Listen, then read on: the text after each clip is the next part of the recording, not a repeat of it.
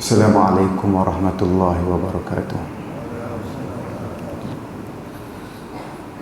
Innal hamdalillah nahmaduhu wa nasta'inuhu wa nastaghfiruh wa na'udzu billahi min shururi anfusina wa min sayyiati a'malina.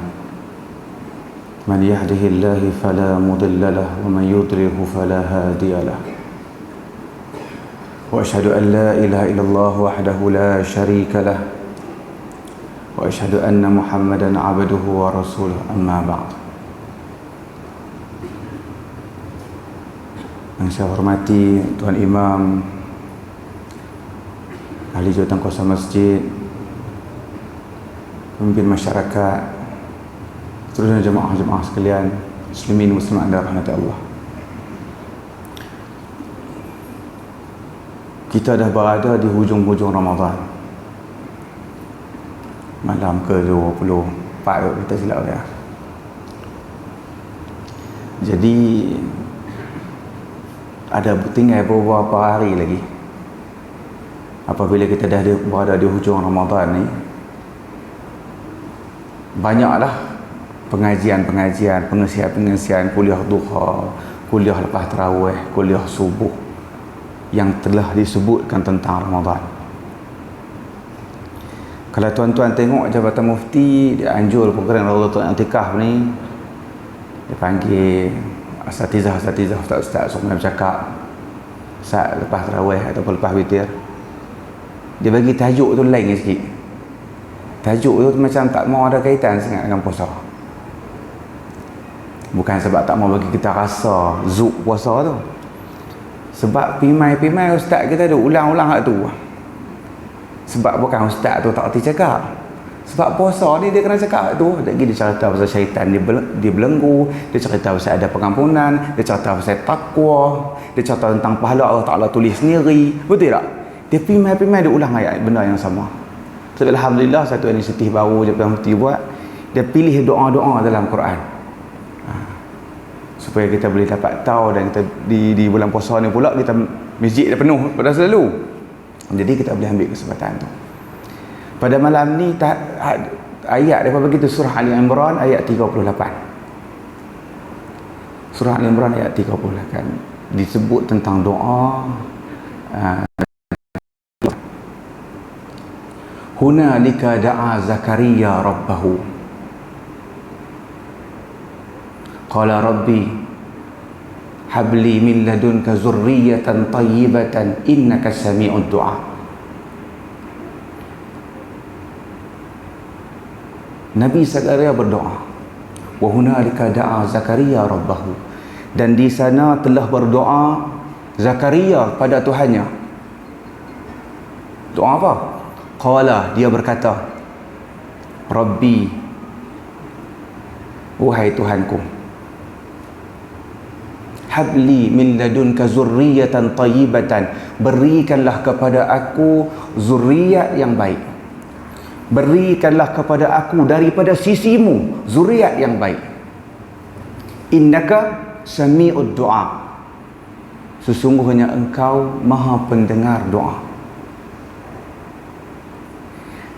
Jadi pada malam ni, ayat yang pendek ni kita akan cuba bincang, kita akan cuba sebut, kita akan cuba kongsi apa manfaat yang kita boleh ambil daripada doa yang pendek ni. Yang pertama sekali, untuk gambaran, Nabi Zakaria ni diuji dengan dia ni tak ada anak. Tak ada anak. Ketika dia berdoa ni, dia dah tua dah. Tua sangat-sangat. Dan isteri dia daripada muda mandul.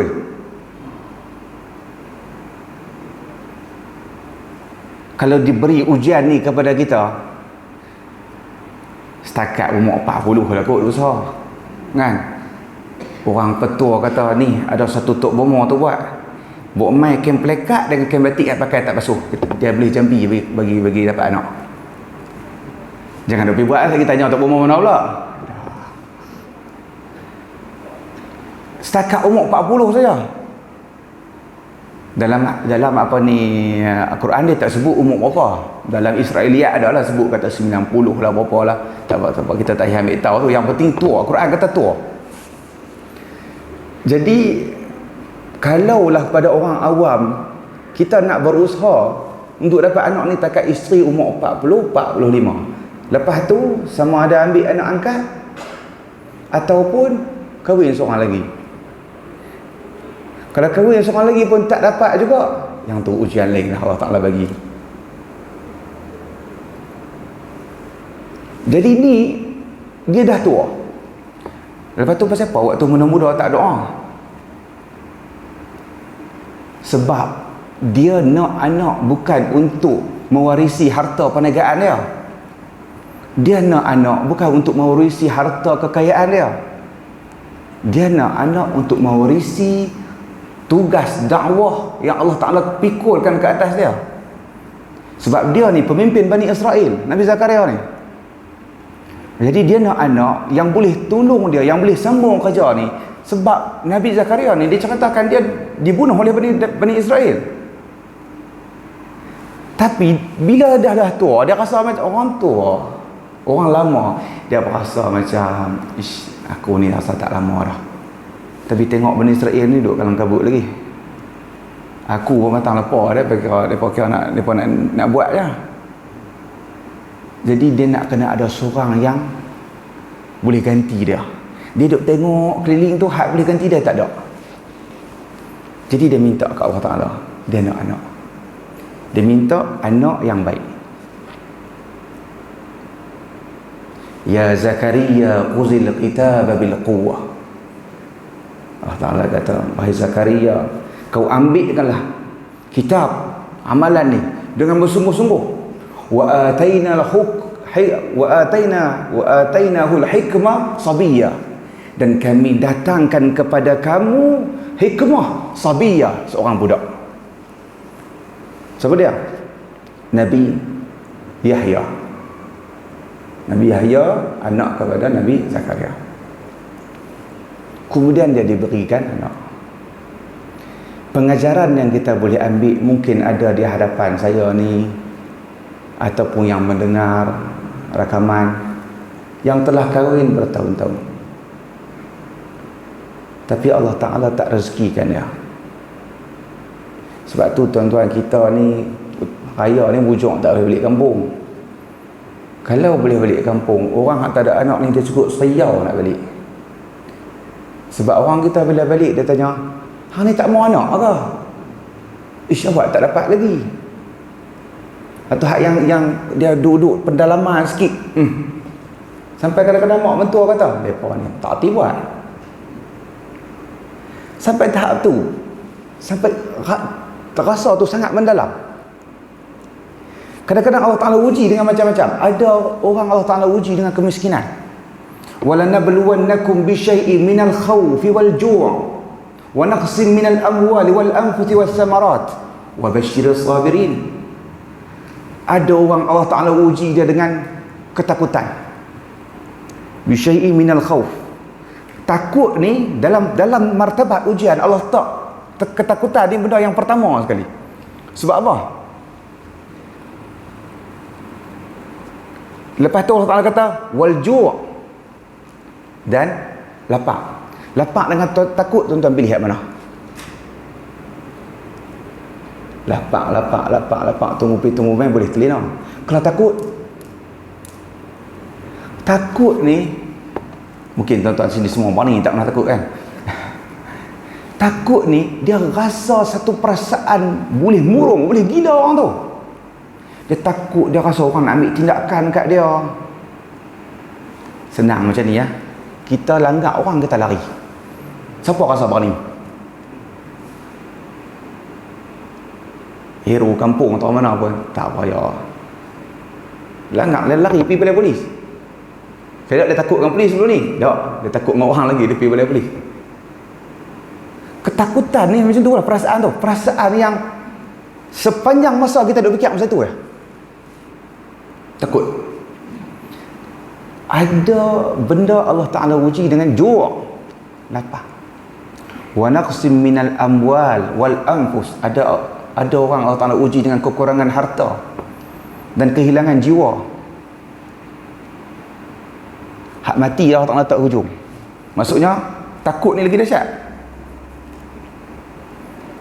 Duk takut 10 tahun hidup, 10 tahun takut. Keluar rumah takut, takut ni, takut dekat bini, takut dekat anak, takut semua benda takut. Baik mati ya. Satu mati Allah Ta'ala tak hujung. Wa naqsim anfus, maksudnya orang yang terdekat mati itu satu ujian. Orang terdekat meninggal, satu ujian. Wasamarat, dan hasil-hasil. Orang buat bendang 10 kelung, buat keluar modal, tengok-tengok tak jadi. Tengok-tengok ayam tak boleh pam, tak boleh buat, tak jadi. Itu semua ujian. Dan ada di antara ujian tu Allah Ta'ala tak bagi anak, dan Allah Ta'ala tak rezekikan zuriat.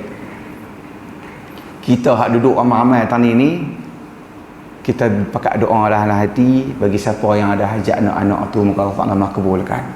Moga disempurnakan berkatan bulan Ramadan ni, moga Allah Ta'ala kurniakan dia zuriat. Sebab kita perlu tengok bagi orang yang tak ada anak ni. Sebab tu di hujung sekali ayat tu Allah Ta'ala cerita tentang ujian-ujian ni, wa basyiris sabirin, dan berita gembiralah bagi orang yang bersabar. Sebab apa? Wa asa an takrahu syai'an wa huwa khairul lakum, wa asa an tuhibbu syai'an wa huwa syarrul lakum. Allah Ta'ala sebut dalam surah Al-Baqarah ayat 216. Dia kata kadang-kadang benda yang kita tak suka tu baik bagi kita. Kadang-kadang benda yang kita suka tu buruk bagi kita. Kemudian Allah Ta'ala lapis apa? Wallahu ya'lamu wa antum la ta'lamun. Dan Allah itu mengetahui, wa antum la ta'lamun, dan kamu tak tahu. Kadang-kadang orang, kita kena tahu benda yang kita minta kadang-kadang tak dapat tu, mungkin perkara tu tak baik bagi kita. Mungkin satu orang kalau dia dapat anak dia akan jadi anak yang derhaka, anak dia buat perkara-perkara maksiat, anak dia memalukan keturunan dia, anak dia bunuh orang. Jadi Allah Ta'ala tak bagi dia dapat anak. Sebagai contoh. Kalau kita tahu masa depan, kalau satu orang dia tahu anak dia mai 5 orang semua tak jadi, dia kata baik tak ada anak.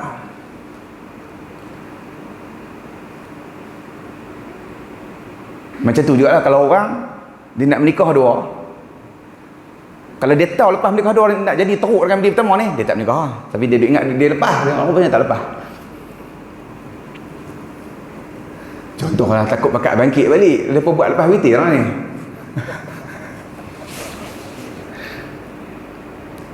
Jadi macam tu lah. Kadang-kadang benda tu kita mungkin tak baik bagi dia. Kalau kita tahu, selesai. Tapi kita tak tahu. Kemudian pengajaran yang kita boleh ambil selain daripada ujian tersebut, bagi orang yang tapi apa pun yang terjadi apabila orang tu beriman dengan Allah, dia rasa macam mana tuan-tuan? Dalam hadis Suhaib yang diriwayatkan oleh Imam Muslim, ajaban li amril mu'min, inna amrahu kullahu khair. Pelik, ajaib perkara orang Islam ni, perkara orang yang beriman. Urusan orang yang beriman ni semua dalam keadaan baik. Maksud orang beriman ni dia tak pernah gundah gulana, dia tak pernah menyesai dengan qada qadar Allah Ta'ala, dia tak pernah merungut dengan apa yang Allah Ta'ala tentukan kepada dia. Sebab apa? Inna amrahu kullahu khair. Urusan dia sentiasa baik. Sentiasa baik. Lagu mana kita kadang-kadang ada benda kadang kita duduk atas, ada benda kita duduk bawah, ada benda kadang-kadang kita susah hati, kita sedih, betul tak?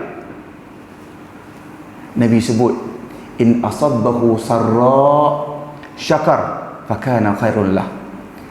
Kalaulah dia tu dapat kebahagiaan, lapang, ada rezeki yang lebih, sihat, dia bersyukur kepada Allah, dan itu perkara yang baik bagi dia.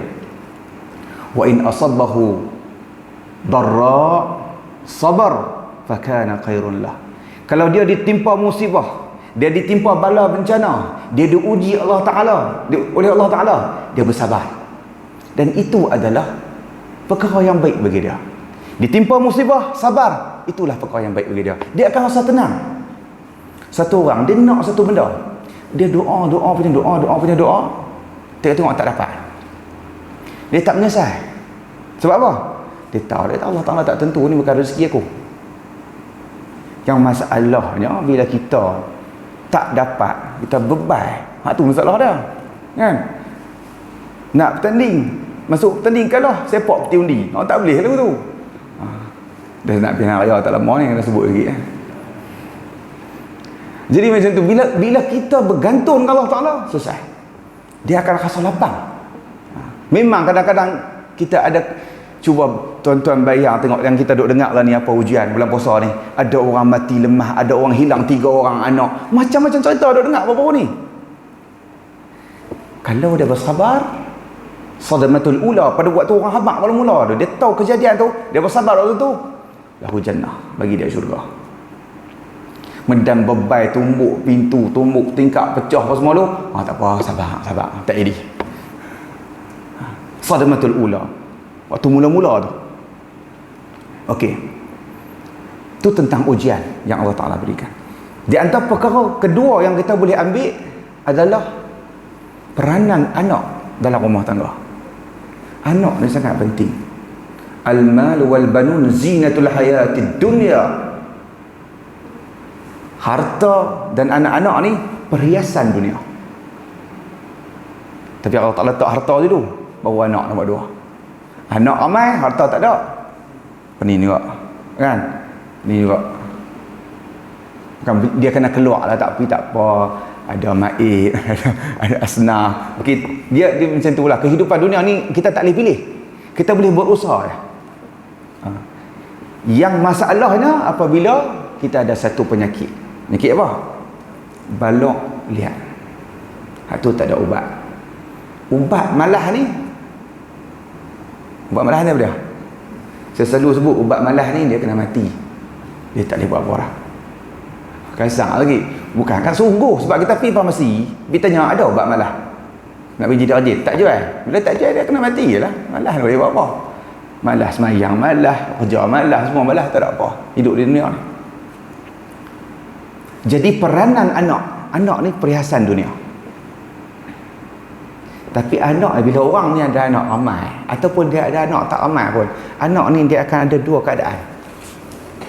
Yang pertama nikmat, yang kedua fitnah.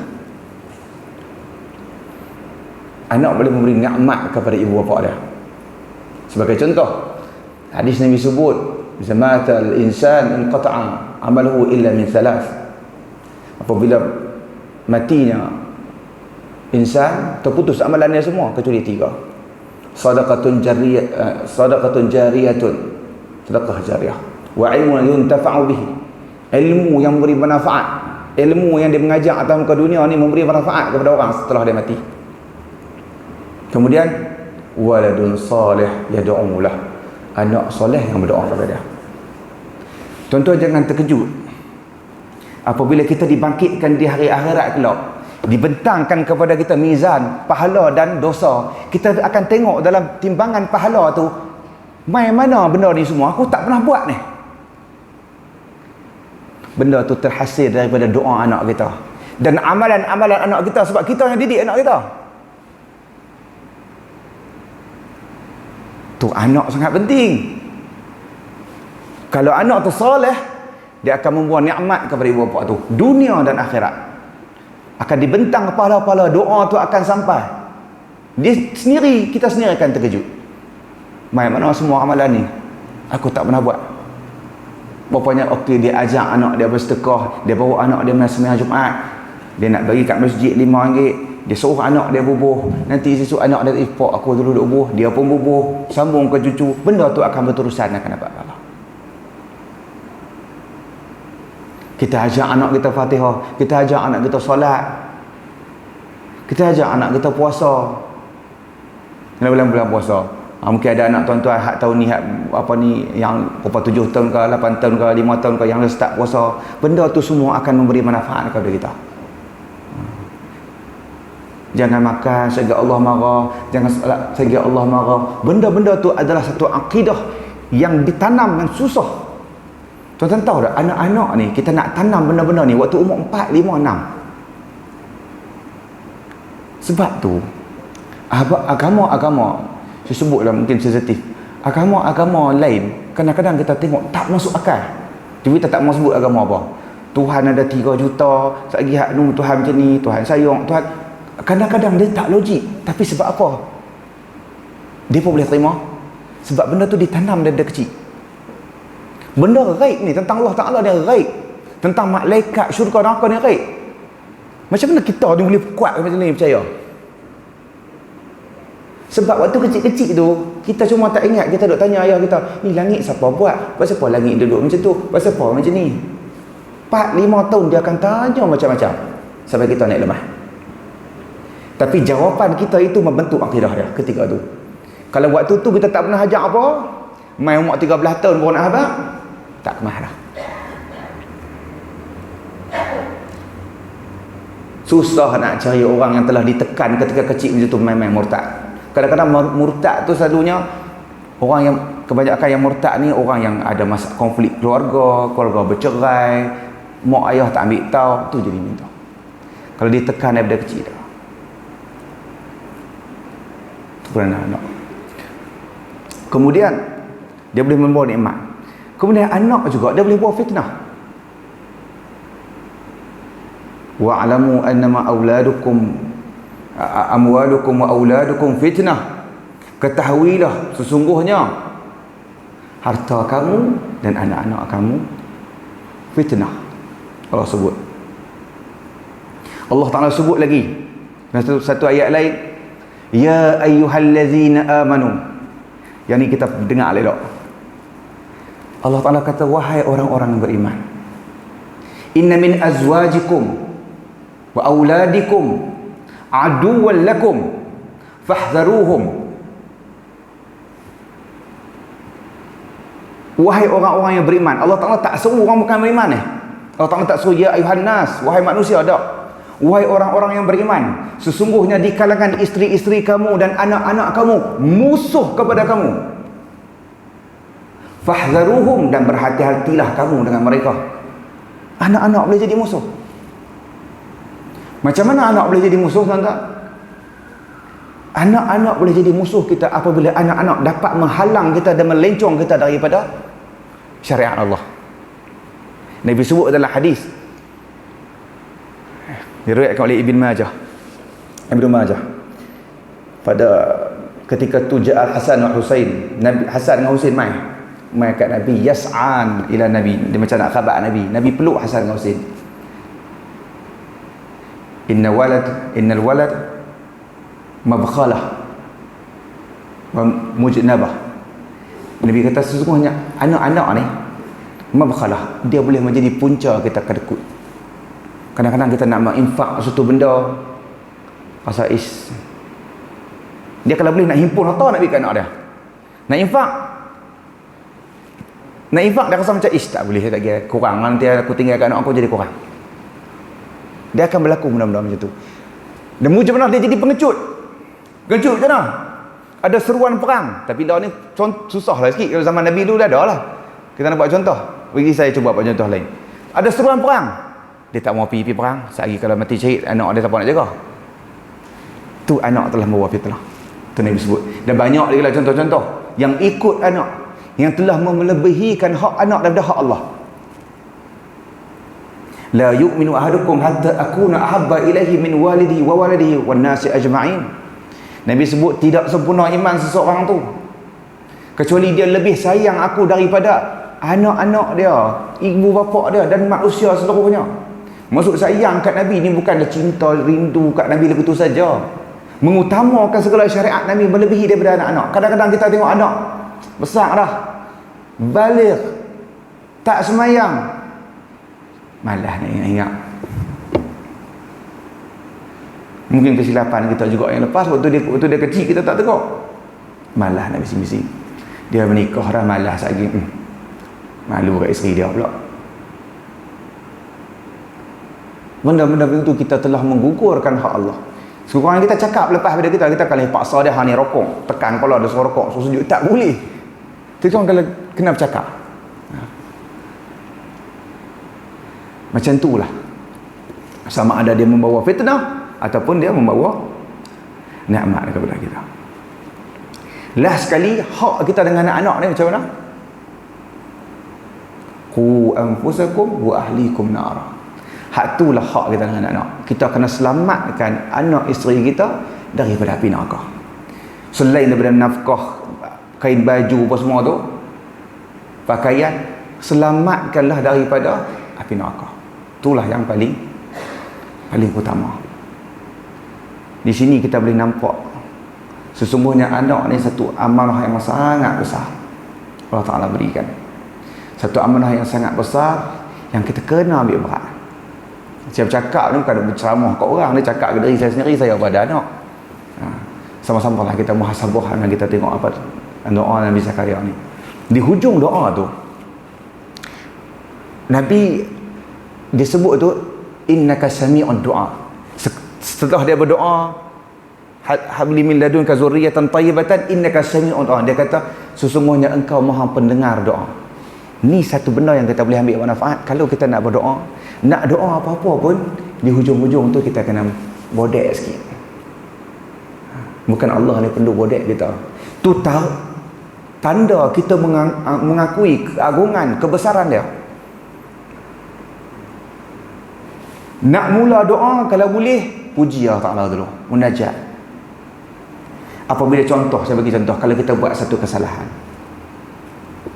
kita buat dosa, kita boleh, contoh saya cakap bahasa Melayu, ya Allah, engkau cipta manusia tu dalam keadaan lemah, dan engkau ketahui kami ni lemah, kau ampunilah dosa-dosa kami. Macam tu dia kena merayu.